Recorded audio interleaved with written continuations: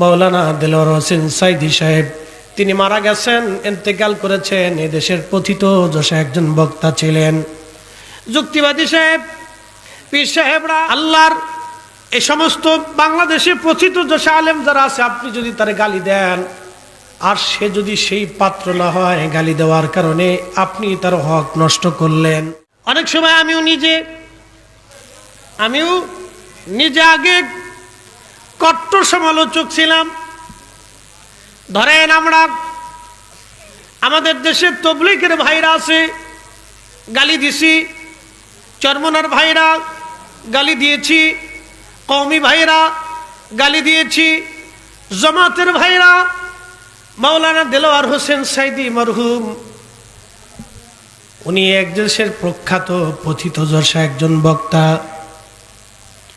মতের অমিল হইলেই গালি দিয়েছি, বাজে কথা বলেছি না, বাজে বলা যাবে না,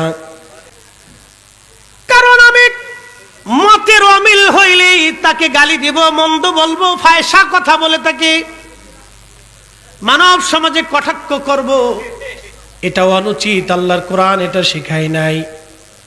কেউ মন খারাপ করবেন না, আমি বুঝাইতেছি।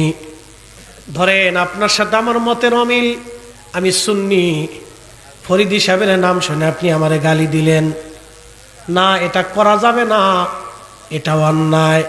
কেন অন্যায় বলতেছি? আমার ইজ্জত আল্লাহ আপনার জন্য হারাম করেছে, আপনার ইজ্জত আল্লাহ আমার জন্য হারাম করেছে। আপনি যদি আমাকে গালি দেন তাহলে আপনি আমার হক নষ্ট করলেন। আল্লাহ রসুল আবু জাহেল নবীজির প্রধান শত্রু ছিলেন।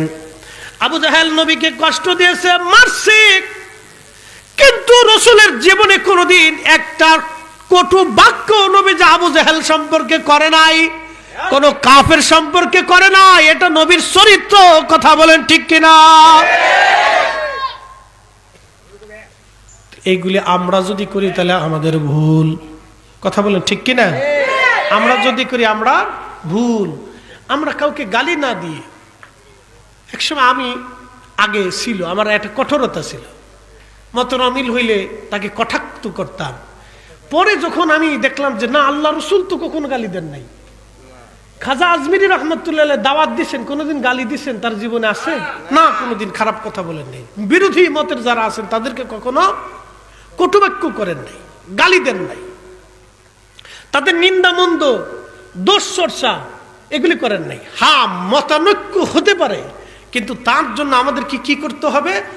গঠনমূলকভাবে আমরা জবাব দিতে পারি যে আমার কোরআনে, আমার দলিলে এটা এটা আছে, আপনি দেখে নিতে পারেন।